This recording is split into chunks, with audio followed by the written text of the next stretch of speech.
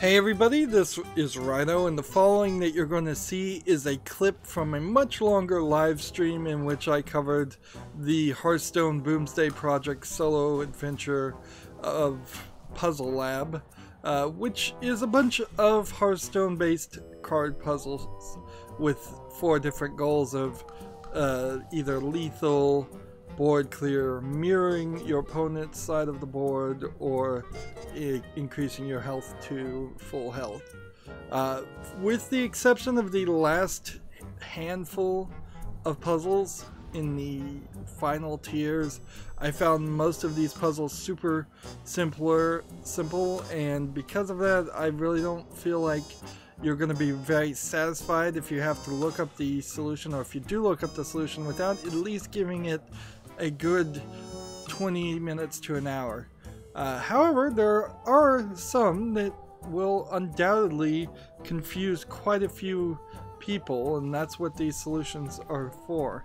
Now, because this is a clip, it's just going to clip into the solution. You may not understand what I'm saying. I may get cut off, and that is fine. Remember, once you know the solution, you can't unknow the solution. So consider that before you watch too. And finally, I would ask that you like this video and subscribe to my channel. And when you subscribe to my channel, make sure you click the notification bell. Thank you. Here's the clip. This turn your cost health instead of mana. Choose a minion, put it on the bottom of your deck. Destroy your hero and replace him with this. Okay. How is this gonna work?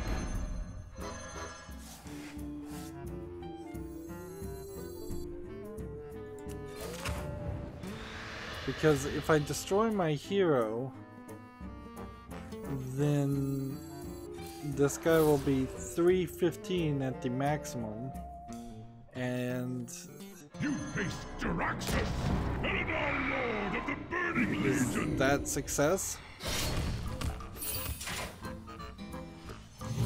Apparently it is. So it just went. So that was the solution to that puzzle. I'd like to take a moment to just share my general thoughts of the puzzles in general.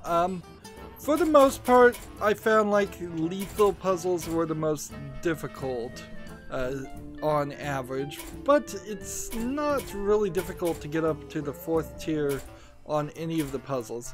As you can see, I have now done everything and earned the card back, which is a pretty pathetic reward, but it's probably better to do that than what they did in the Knights of the Frozen Throne expansion, which was where you had to defeat the Lich King with all 9 of the character classes to, I believe, get the Lich King card. I think that's what you got. Maybe you just got a card back for that too. And these puzzles were certainly a lot easier and took less time than that did. Of course, this puzzle element is totally new to Hearthstone, and it's made me really think about how I'd be presenting this in the future. One thing I definitely do, and it's pretty much the most obvious thing, is I would separate the game audio out with the live stream audio on my microphone. That way I can have long live streams where the audio is available, but I can also have footage where it's just the Hearthstone sound effects and music playing, and then it would make these clips look a lot better and make a lot more sense, because undoubtedly, at least in some of these clips, I'll be halfway through a sentence and people won't hear what I'm saying or understand what I'm saying. I felt like the mirror cards puzzles were sort of underused. I kind of would like to look at the numbers, but they don't really show it, so it's very possible that the first tier of Lethal had 7 puzzles, and the first tier of Lethal of Mirror had like 5 puzzles, because they don't make that super obvious. The thing this expansion really needs is a submenu, so you can click on one of these groups and then pick a puzzle that you want to go back and play. At the moment, if you want to go back and play anything, you would just have to start from the beginning and cycle through it again, which is frustrating. Certainly, it's just a lack of replayability. There was a super hard 999 damage full Northshire puzzle for the final lethal spell, and then there was a rather hard couple of final tier board clear puzzles that in total I spent probably 15 hours on just those 3 puzzles of 35 hours of streaming. And of course, when I was streaming, I was also in the middle of insomnia, so I wasn't really sleeping that well, and I was streaming while I was half asleep, and that's certainly not a great way to try and do puzzles. But also, it's kind of hard to pre-record that footage when it was brand new, as certainly streaming was the right way to go for my channel. I got lots and lots of subscriptions and views for it. Board clear puzzles are alright, and survival puzzles are alright, although there were a couple times in the survival puzzles where you really were surviving via different means than just healing yourself. So had they broken up survival puzzles into give your hero immunity puzzles, set your hero to or what increase your hero's armor puzzle above the 40 damage that it was going to do. There was, I think, one other way that some of the puzzles had you do other things other than increase your health. There's about 4 or 5 different types of puzzles they're putting under survival, which could have been broken down, and certainly that would have been it. I've seen some thoughts of people asking Activision Blizzard if they were going to let players create their own puzzles. They said that was a great idea, but they have no plans to do it, so take that for what that is. I think that would be a great idea. I think puzzles could replace tavern brawls very easily, or at least they could swap between puzzles and tavern brawls. I kind of hope there isn't a daily quest that shows up where you have to do 5 puzzles to get 50 gold, because that would be annoying, particularly for people who have already finished it. Survival puzzles were fine, and board clear puzzles were a little hard, and mirror puzzles were fine. I think lethal really stood at least a couple steps higher than in difficulty on average than any of the other puzzles. But there's also problems with a lot of the puzzles that were given in this expansion. They just didn't do a good job, in my opinion, of using cards that already existed. There's a bunch of cards from previous Solo Adventures expansions that have never been used in regular gameplay. They didn't bring any of those back. There's a lot of heroes that could have come back from the old Solo Adventures too. There's a bunch of cards that are wild that they really didn't play too much with any of those, and they really didn't play with the cards that are standard either. Instead, they introduced some cards that just don't exist in regular gameplay. So even if you solve a puzzle using a card, if the card doesn't exist, you've not learned anything, and that inherently gets to the problem with this puzzle systems. Unless Hearthstone decides to separate itself and redefine itself as this puzzle card game and ranked collectible card game in equal parts, these puzzles don't feel like playing Hearthstone. They don't feel like playing ranked, they don't feel like playing arena, they don't feel like doing a tavern brawl. Maybe some of the tavern brawls might feel a little bit like that.